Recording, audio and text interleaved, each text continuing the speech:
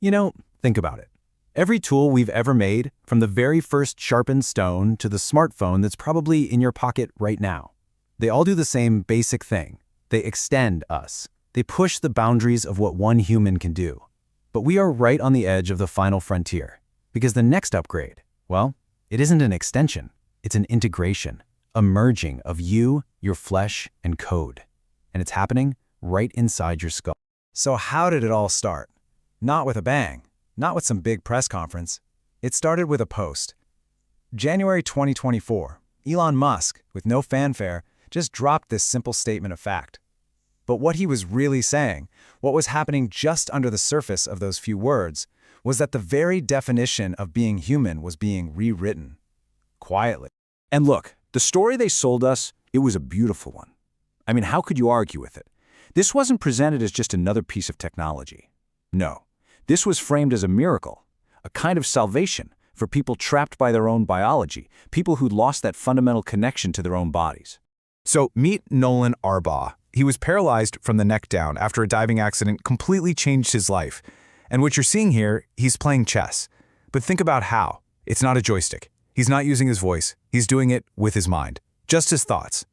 This is a man who was literally trapped inside his own body, and now, all of a sudden, he's free again. He's interacting with the digital world as easily as you or I do. It's hard to describe it as anything else. It looks like magic. And this right here, this was the public mission. These are the goals they told us it was all about. Things that are just impossible to argue with. Okay, first up, restore functionality for people with quadriplegia, letting them control computers, phones, you name it. Then, restore eyesight to the blind. And get this, even for people who don't have a working optic nerve. Enable people who've lost their voice to speak again. Just imagine. And this one, allow a patient with ALS to go outside with their family and actually use his own voice. I mean, who is going to say no to that? Okay, so how much are people using this? Check out this number, 8 hours. That's the average daily usage time for the participants. 8 hours a day. So what does that tell you? This isn't some novelty, right? It's not a gimmick they try out for a few minutes. For 8 hours a day, this thing becomes a part of them. It's as essential to their life as an arm or a leg, a totally seamless extension of their will. But, yeah, every miracle has a price, doesn't it? And behind that clean, beautiful, utopian promise of a brain-computer interface, there's a messy, physical, biological reality. The promise sounds amazing. The procedure to get there? Well, that's a whole different story. Because at the end of the day, you have to remember what this really is. And I think Dr. Paul Nujokian, a professor over at Stanford, put it best. He said, "This is neurosurgery. It is not a joke." All that magic of moving a cursor on a screen with just a thought, it all starts with a surgical drill. So let's just walk through what it takes. Let's not sugarcoat it. First, they cut your scalp open and peel it back. Then, a surgical drill bores a hole, about 25 millimeters wide, right into your skull. Once that's done, they cut through the protective membrane to expose the brain itself. Then comes the high-tech part. A robot starts stitching 64 threads, each one thinner than a single human hair, into the soft, almost tofu-like tissue of your brain. And finally, the device itself is placed into that hole, replacing the piece of bone they just took out. That is the raw, invasive reality. It's a long way from the slick marketing videos.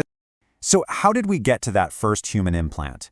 Well, that road was paved with sacrifice, a lot of it. Take a look at this number, 1,500. According to reports and whistleblowers, that's the alleged number of animals, we're talking sheep, pigs, monkeys, that died during Neuralink's testing. And why?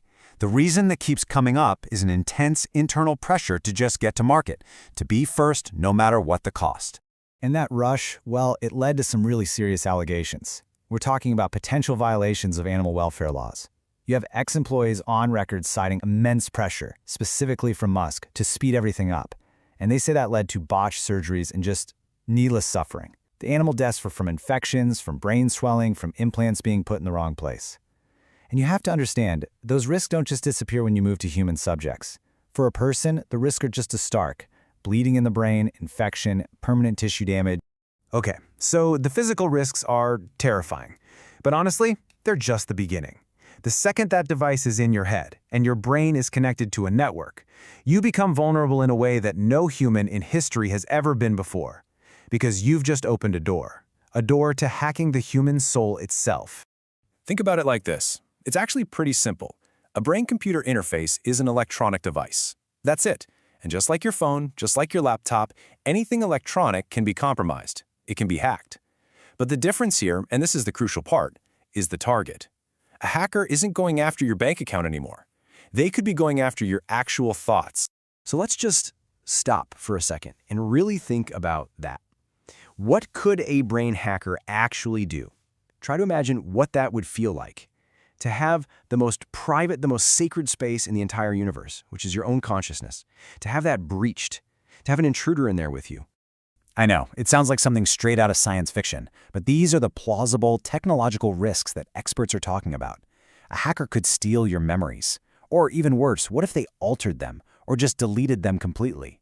They could take control of your feelings, make you feel terror or happiness or white-hot rage on command. They could hijack your motor controls, literally turn your own body against you like a puppet.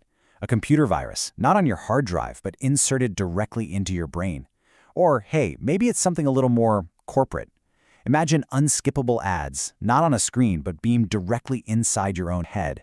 And this is where the story takes its darkest turn yet. Because all that stuff about helping the paralyzed and curing the blind, as absolutely noble and incredible as that is, that was never the real goal. That was just step one. It was the proof of concept for something much, much bigger. A true endgame that is way more philosophically disturbing. Let's just lay it out crystal clear. Over here on the left, you've got the public mission, the thing they tell everyone. It's a therapeutic device, it's for curing paralysis, blindness, all these terrible disorders. But then, over on the right, you have the true vision, the real reason for all this, and that is to achieve symbiosis with artificial intelligence. So what started out as a promise to heal humanity is actually, when you peel back the layers, a plan to fundamentally change what it means to be human. And hey, don't take my word for it. This isn't my interpretation. These are Elon Musk's own words. The idea would be to achieve a symbiosis between our biological mind and our kind of digital mind. So let's be absolutely clear. This was always the end game. This was always the destination. So the way Musk explains his vision is with this three-layer model of the mind. At the bottom, layer one, you've got the limbic system. That's your primitive, instinct-driven reptile brain, right? Fight or flight, that stuff. Then on top of that, layer two, you have the cortex. That's our higher-level thinking brain, planning, logic, language. And what he's proposing is adding a third layer, a new digital layer powered by AI that sits on top of and interfaces directly with the other two. Which of course leads us to the biggest question of all.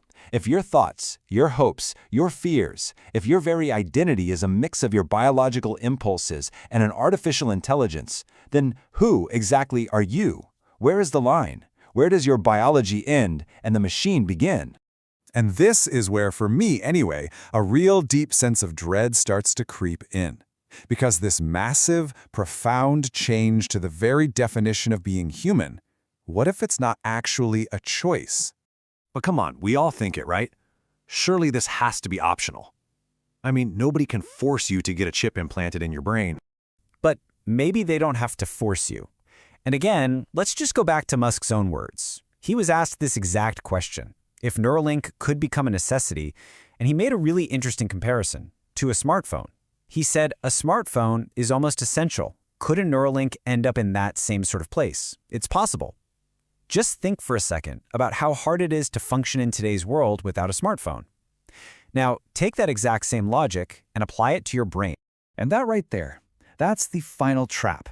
Because in a society of the enhanced, where your coworkers and your competitors all have AI-augmented minds, what happens to you? To choose to remain purely human is to choose to become obsolete.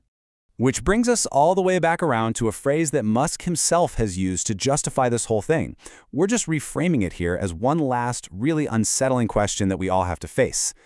When the choice is between upgrading your very being or being left behind by society, you really have to ask yourself, if you can't beat them, do you join them?